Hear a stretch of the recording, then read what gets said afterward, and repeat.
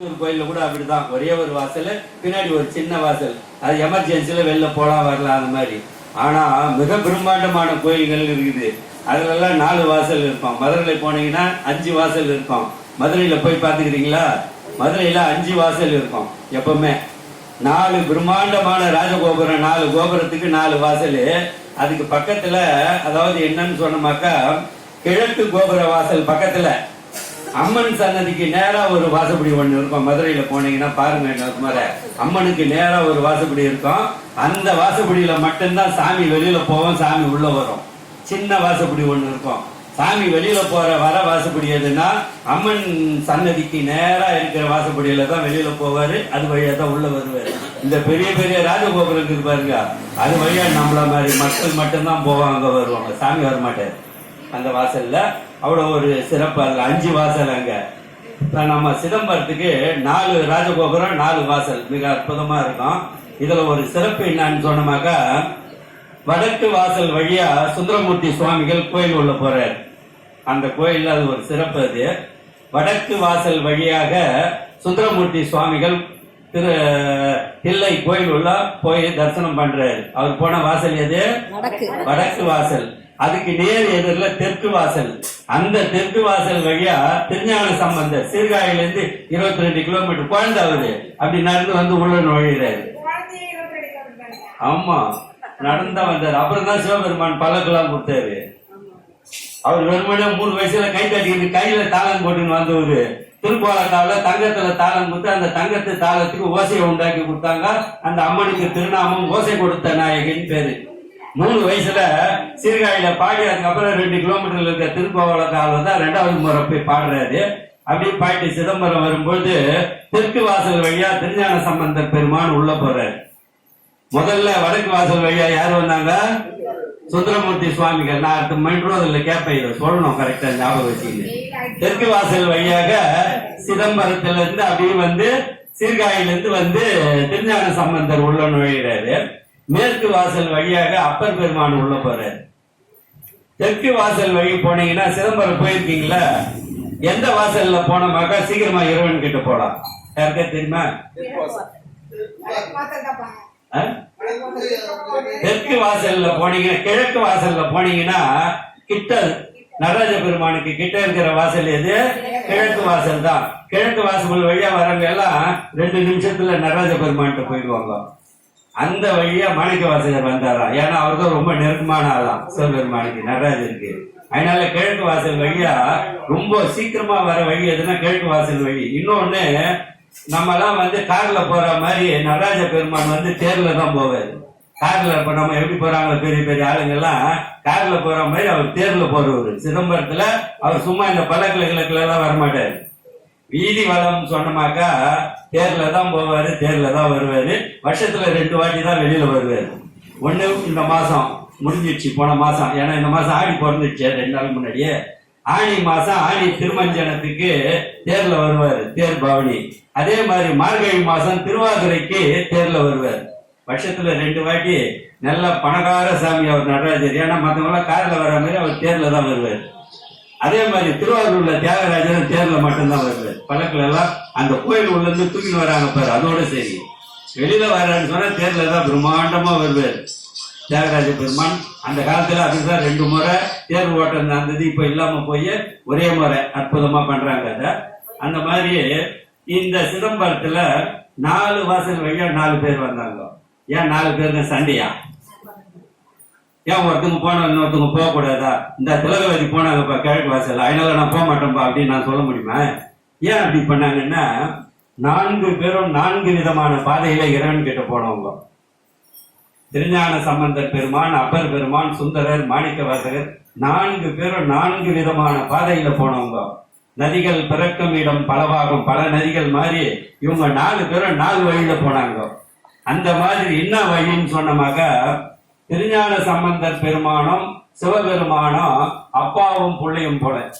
அவருடைய உறவு வந்து எப்படின்னா தகப்பன் மகன், அந்த மாதிரி உறவு. இதுக்கு பேர் வந்து சத்புத்திர மார்க்கம்னு பேரு. வடமொழியில சொன்னமாக சத்துன்னா அப்பா, புத்திரன்னா மகன், சத்புத்திர மார்க்கம்னு பேர் இது. அவர் போன மார்க்கத்துக்கு பேரு சத்புத்திர மார்க்கம், அப்பா மகன் வழின்னு பேரு.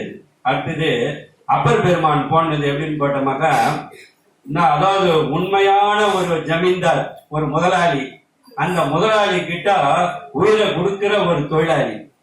முதலாளியும் அதே மாதிரி குணம். அப்பெல்லாம் அப்படிதான் இருந்தாங்க, இப்பெல்லாம் அப்படி கிடையாது.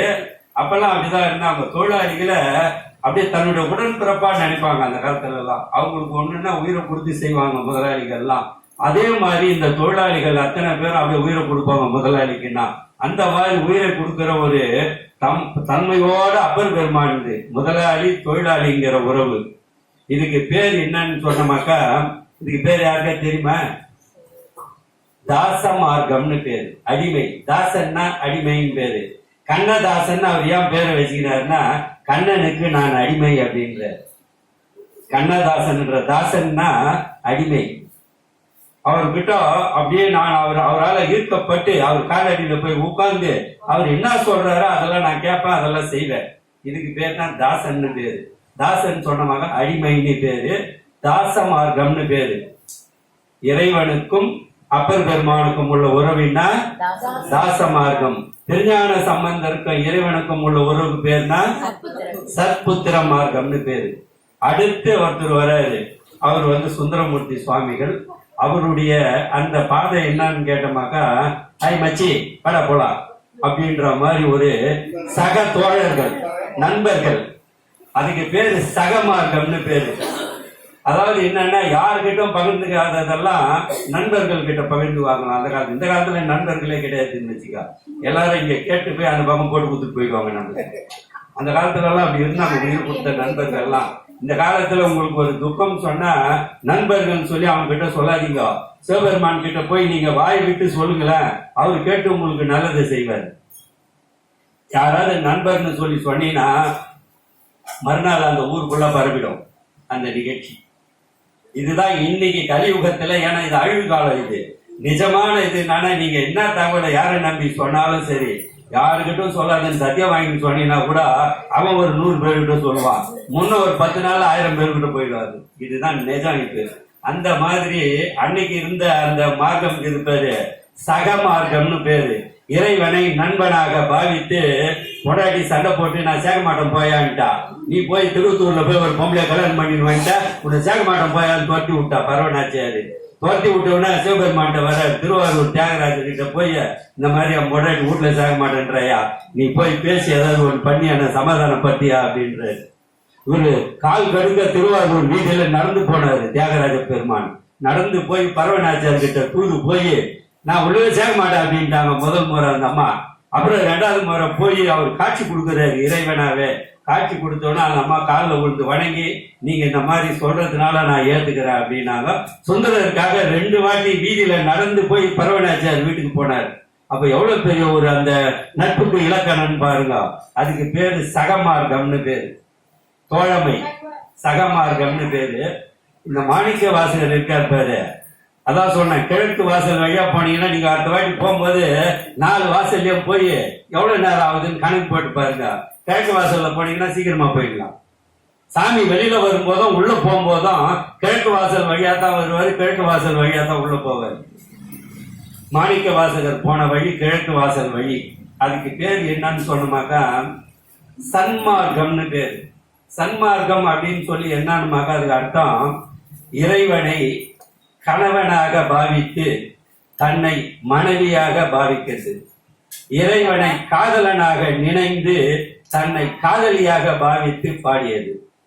மாணிக்க வாசக பெருமான் உடலால் ஆண் மனதால் பெண்ணாக மாறி பாடிய பாடல்கள் தான் திருவாசகம் அனைத்துமே. பெண்ணாக மாறி யாருக்காவது ஆண்களுக்குன்னு ஒரு பாட்டு இருக்குதா திருவாசகத்துல? கிடையவே கிடையாது. மொத்தம் பெண்கள் பாடுற பாட்டா தான் இருக்கும். திரு அம்மானைன்னு ஏத்துக்கா, திருவெண்பாவையில ஏத்துக்கா, திரு அம்மானை ஏத்துக்கா, அதுக்கப்புறம் என்ன பண்ண திருப்பொற்சொன்ன ஏத்துக்கா, அதுக்கப்புறம் போத்தும்பி ஏத்துக்கா, அப்புறம் திருத்தெல்லையானா ஏத்துக்கா, அதுக்கப்புறம் திருசாழல் ஏத்துக்கா, பூவல்லி ஏத்துக்கா.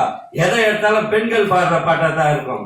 ஏன்னா உடலால் ஆணாக இருந்த மாணிக்க வாசகர் தன்னை மனதால் பெண்ணாக பாவித்து அவரை கணவனாக நினைந்து கண்ணீர் விட்டு அழுது, கணவன் விட்டுட்டு போன கணவனை இறைஞ்சி இறைஞ்சி இறைஞ்சி அழுது பாடின பாடல்கள் தான் இந்த திருவாசகம். இந்த திருவாசகத்துல மொத்தம் எத்தனை பாடல் இருக்குன்னு சொல்லியிருக்கேன், ஞாபகம் இருக்கா?